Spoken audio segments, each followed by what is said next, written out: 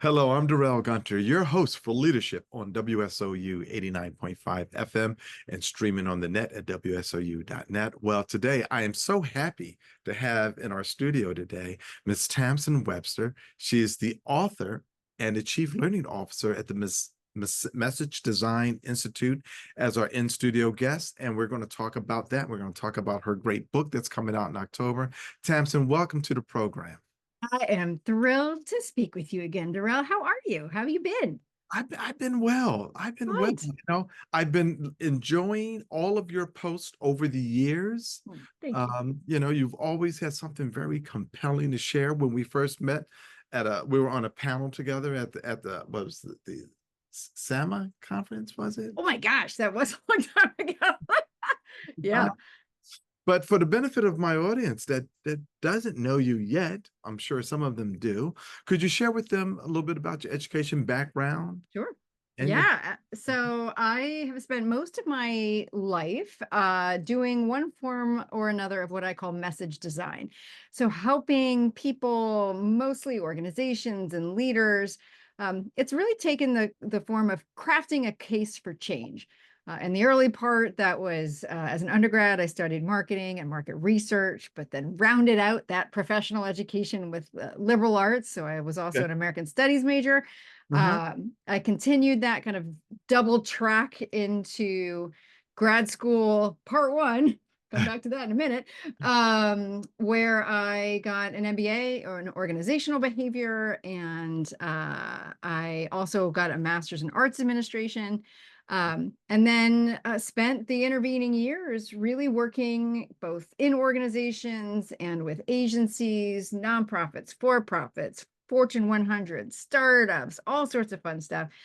Really just honing an approach to kind of articulating the power of an idea, or brand, organization.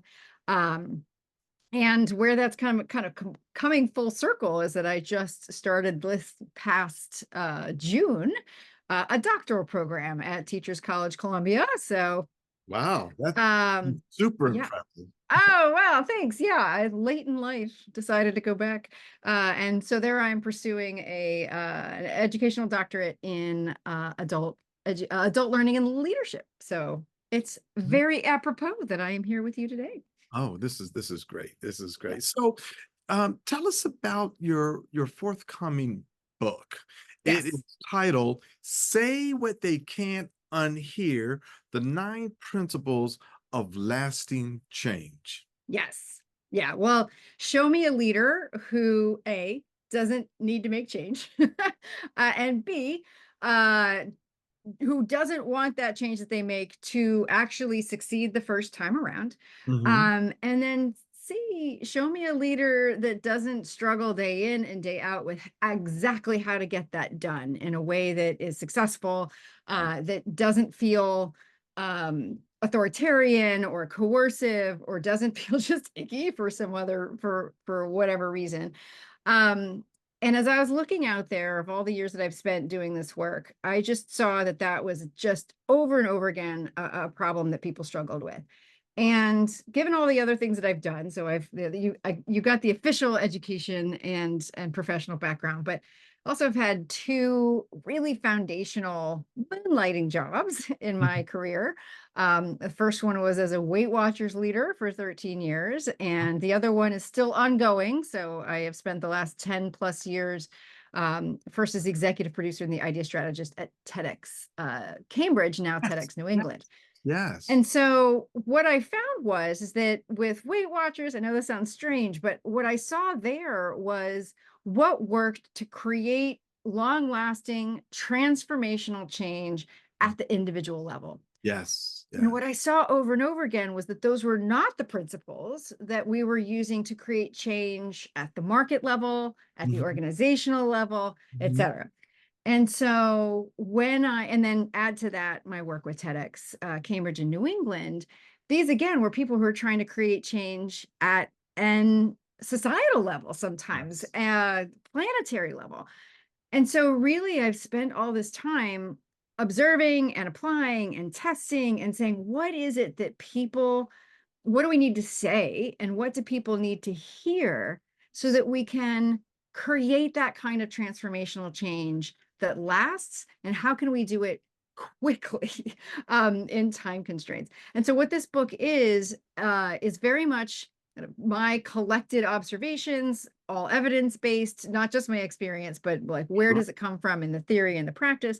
But framed in such a way that I think leaders can really get hold of sometimes these counterintuitive or otherwise, opaque concepts. And it's really in a lot of ways, my manifesto for how can we approach persuasion, influence, change, case making, even leadership, not to mention just getting along, Right. from a really different perspective. It's like I said, it's very much my manifesto. I call it my Tamifesto. Oh, I love that. Towards I love that. I love the manifesto. towards this different approach, because it's like I said, it's what I've seen work and what research shows works. It's just we haven't typically put it in the context of leadership and in the context of organizational and market level change. And that's really what I wanted to help with, is to say, listen, this is a solvable problem. So let's solve it. And so from your perspective, when you say that, put it into a leadership perspective, I would think that would be something that it's like common sense to put it in that perspective, because when you think about leading people, it's managing people, it's managing change, it's managing the culture. Right.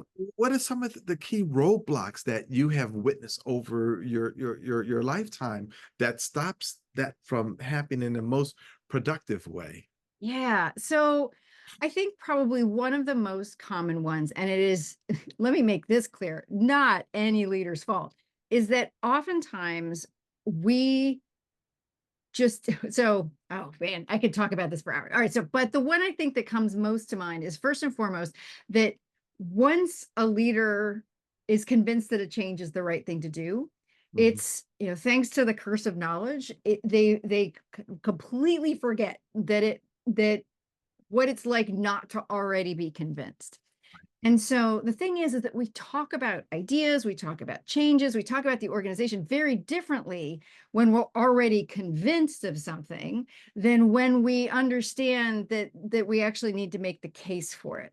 And so I'd say that's really what happens. So instead of really arguing for a change, which is what I have seen from experience ends up being more successful long term, we end up just explaining why we think it's a good idea.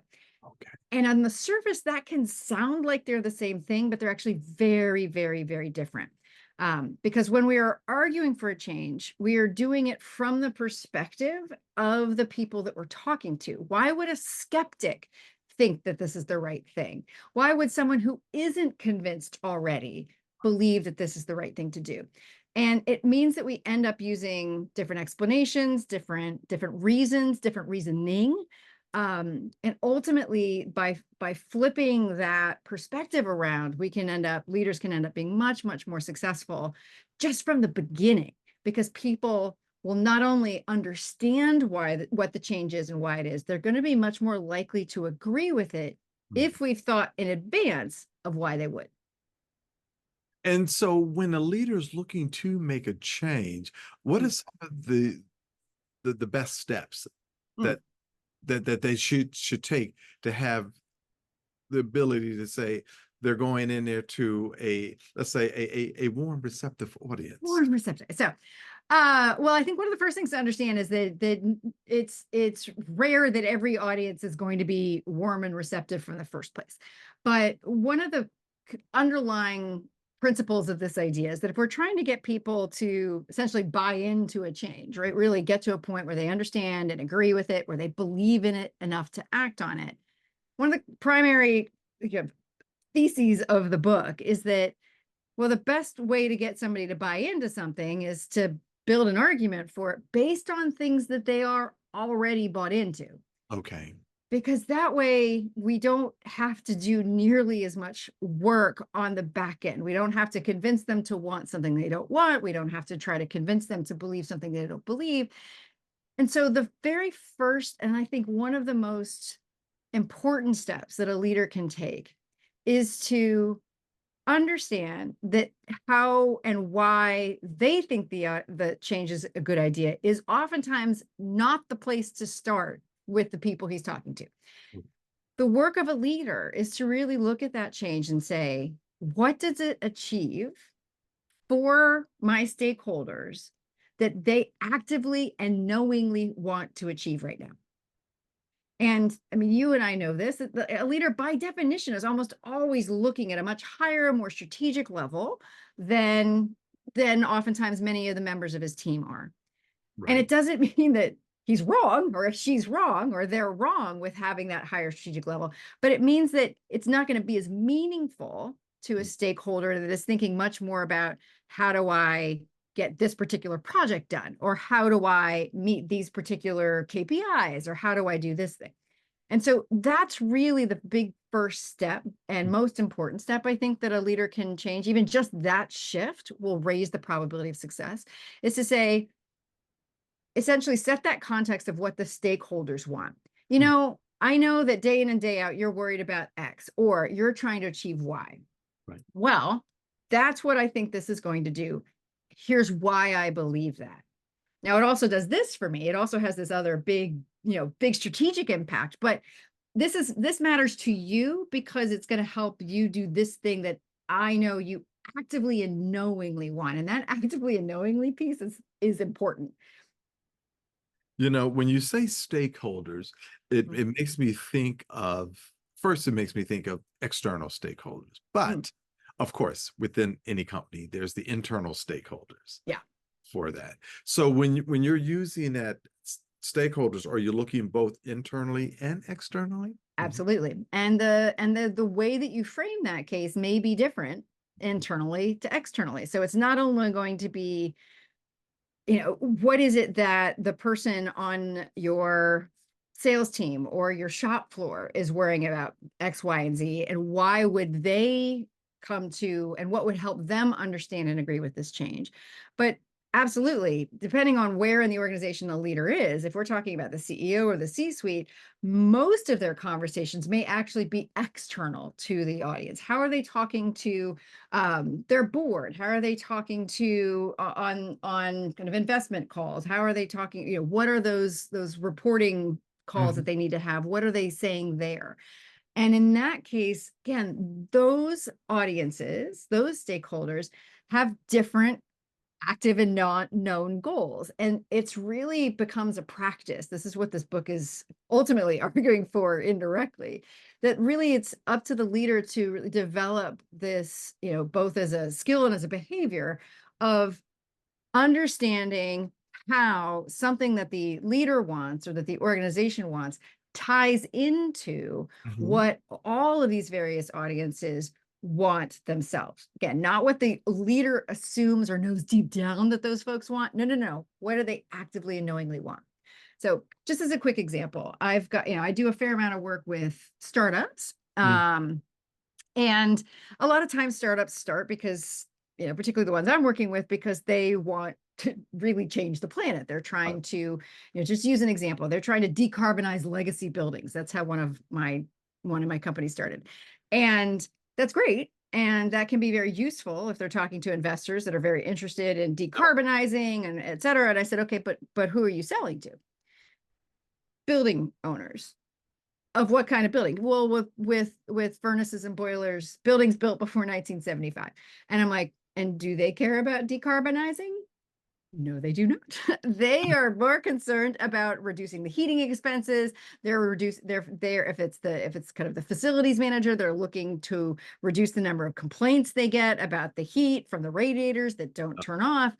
And so that's a great example of they can still make the case for their product.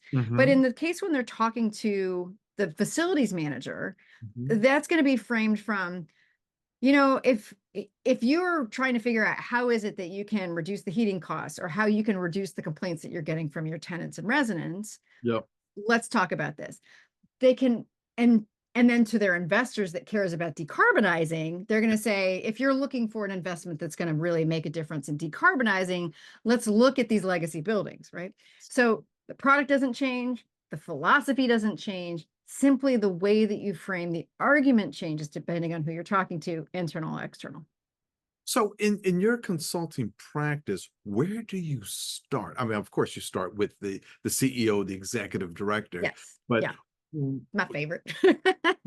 Yeah. where what is the process that you bring to the CEO and say, okay, I understand what your challenge is, what you want to achieve. Yeah. What is a typical Where session? does it start? So I really believe that the first and core foundation of message design starts with what I call the core case. It really is the existential argument for the change. Why is it that you want it to happen in the first place? And so generally, if leaders, I'm talking with leaders, they know what the change is, either because they're trying to, again, we need to enter this market, or we're trying to introduce this new technology, or if it's internal, we're trying to do this, we want this merger to be successful. Mhm. Or we need to adopt this new policy, whatever it might be. They usually know what that is. If they don't, we get clarity.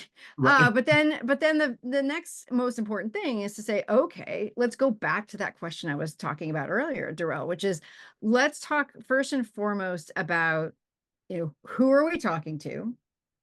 And given that, what is that big question? I call it the core question that this change will answer for those people. In other words, what's the known problem, known to them, known to the stakeholder, that this is going to solve for them? And then from there, we start to really create, I reference it in the book as a bridge of belief between that question and the change of the answer. And so that starts with saying, okay, well, aside from the obvious things that would have to be part of any answer, it's cost effective, it's going to work, et cetera, what we're really getting to are what are the core elements of the approach that's really behind the change? Like, what's the nature of the change and why is it there? The key, and this is what you see illustrated, though not explained in Say What They Can't Unhear, is to find those principles. I refer to them as principles or bedrock beliefs Sure. that the audience, that stakeholder, would find inarguable as to why that change needs to be in place, why it needs to be the case. Again, what is that principle that they are already bought into that in the context of this change would make sense to them? And so we're really working through that process until we have established that core case, which fits into a very straightforward process, which basically says, well, because we want to achieve this shared goal, that core question, and again, the leader oftentimes I recommend takes it on themselves, because I believe principle that the audience is unlikely to argue with, and other principle. Right. That's why I believe that this change, which really combines those two principles, is the best way to do that. And so what that really does is gives the leader really this super strong foundation of Mhm. agreement upon which they can build other things. So that's usually where we start. And so is this one-on-one with the CEO before you, or is this a workshop initially with the team, or? Yeah, I recommend that it's a C-suite team Yeah. generally, because it really is. I see message design, a lot of times when people think about messaging, they think of it as a branding or marketing thing.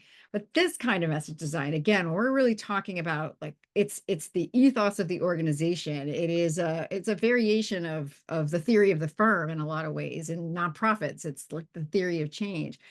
I see it as sitting at the intersection of business strategy, Hmm. product strategy, and Hmm. communication strategy. So Hmm. typically I'd recommend that the folks that are most directly involved with setting those and or overseeing them are the folks that are sitting in the room, because those are folks that are they're the ones responsible overall for that, not the brand, though they are, but what I really am fascinated by, and kind of my own philosophy of leadership, is that it's about putting the narrative of the organization at the center. What is this organization about? What is it trying to achieve? How does it achieve it? Why does it achieve it that way? And it's this process of finding the core case is really about kind of essentially articulating the philosophy that Hmm. underlies that narrative of the organization. And so that's why I like the C-suite.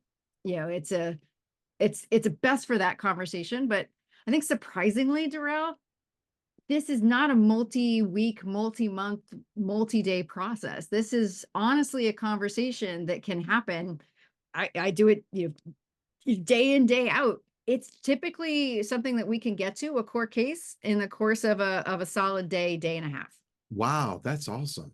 Yeah, because people know much more about their organizations than they give themselves credit for.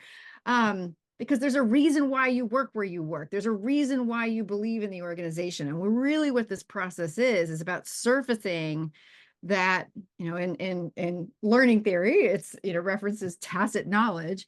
It's kind of, it's taking these kind of unspoken truths about how you see the world and speaking them. And by getting that clarity out loud about not just, these aren't the aspirational values of the organization, I need to be clear. These are the, what Ardress and Schoen call these are the values in use. These are the principles that you're actually using in your day-to-day.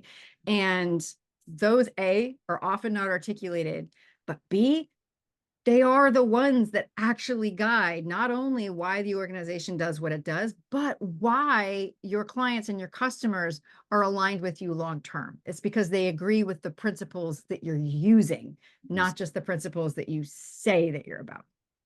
Wow. And so a day and a half. Yeah. And how does the CEO measure success after that?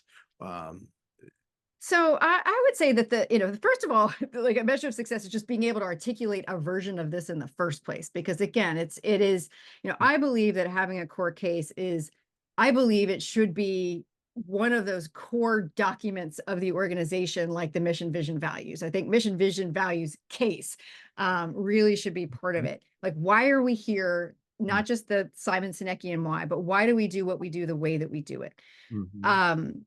And so I think success is articulating in the first place. Success is also where there is agreed and legitimate buy-in from that C-suite team, that this is accurate and actual and exciting for this group of people. And that's actionable. It should be, because if it's not actionable, then there's nothing coming out of it. But it should be a description, again, of why you do what you do the way that you do it. It should, by definition, be that way. And then I think from there, like what is, the success is measured by really in the intervening steps, in the steps that follow, meaning, okay, once we've got this court case as an overarching standpoint, can we now start to see where those opportunities are to close a gap between what we see as the case of the organization and where maybe we're not operating in line with that case? Are there places where, given this case for the organization, do we see new opportunities for where we could go? So one of the stories that I tell in the book is about one of my clients that when we went through this process, they realized their whole direction with the product didn't make sense given what they were trying to, like, what their actual philosophical basis for their business was. Their whole philosophical basis for their business was to solve a problem that farmers were experiencing. And in the process of kind of trying to make the kind of newest, coolest thing, they had actually produced a product that farmers wouldn't use. And so by doing this, they were like, oh my gosh, let's stop, look back at this and go, we actually need to take our product strategy in a very different direction because it doesn't align with what we believe we're here to do and how we believe we're supposed to do it. Wow. It's interesting. I was on the phone with a client last night. He's in Malaysia. So I'm on the phone at 10:30. And we're having a discussion just about a project that their chief product officer, they had worked on for 7 months that went off direction, So yeah. And this can be a very useful North Star in a lot of ways, right? Because like I said, it's not the brand positioning statement. It is an articulation of the actual philosophy in use in the organization. And so when it's a process, so part of the reason, again, so much of this process came because I saw different problems elsewhere in my career. Part of the reason why I love having the C-suite team be the folks that develop it. And it's really a co-created thing. This is not a process where, we have a conversation and I go off and come back. Right. My job is simply to facilitate the articulation of this case so that it is the organization's words, it's the C-suite's words, which means you have this document of something that the group agreed to together. Yes. And that it ends up being something that, because it serves really as an agreement of shared principles, it becomes something that can be used to come back to and say, well, okay, because we said this, and this is either in line with it or not, what does that mean? Does it mean that we need to change this thing that's in line, or does that mean we need to revisit something that we've seen in this case? And again, that's another, to me, indication of success is it able to be used? Is it clear enough that it can be really used as that kind of solid basis for making decisions going forward? Well, you pointed out several areas where they can see success, like Yes. the product going off in the wrong direction, or is there a gap that they discovered in this process that they had? So Yeah. that is really excellent. Now, with that, at the end of your session, does the group come together and agree on areas of opportunity or areas that need to be addressed, and then they measure it from there?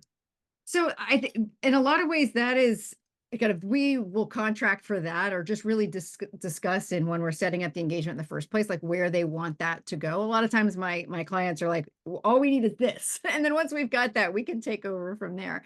And to me, that's also part of the joy of being so focused on the message design, is that I want to be able to help them do whatever they're looking to do next. That happens whether it's officially part of the process or not. I've seen that happens anyway, where people start to go, oh, but this means we could, and oh, hey, it starts to see it. And that's part of, that's much more of a qualitative measure of success. But I think it's one of those things that I know from doing this work, that there is this energy that comes from an organization landing on it. Like there's this excitement of, yes, this is why, this is why we are different. This is what makes us special. This is how we can, a lot of cases, how we can explain this otherwise very complex, sophisticated thing in a way that is straightforward. Yes. And I like to use that word rather than simple, because this is not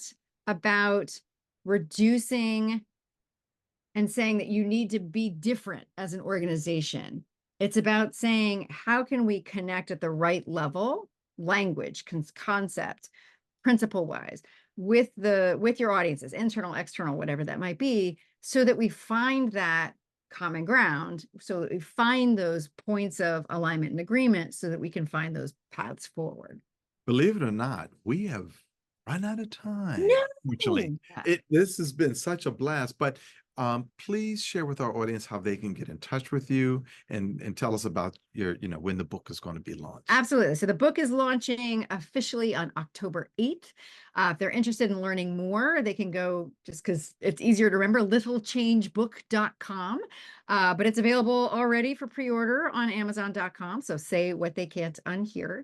And really tamsenwebster.com, or even messagedesigninstitute.com. They can sign up for the message design newsletter, get sneak peeks at the book, special offers around those things. And also, as we're starting to build all the trainings and services built around this, folks in the newsletter are getting early access to alpha and beta versions of those as well. So just as additional incentive to sign up. Absolutely. Ladies and gentlemen, we are here with Ms. Tamsen Webster, the author and Chief Learning Officer of Message Design Institute, and her book says, Say What They Can't Unhear, the 9 Principles of Lasting Change.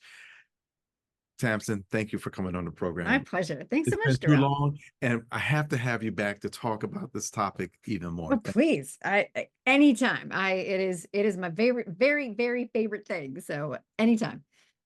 That wraps it up this week on Leadership with Darrell W. Gunter on WSOU 89.5 FM and streaming on the net at WSOU.net. Have a great day, but remember, leadership begins with you.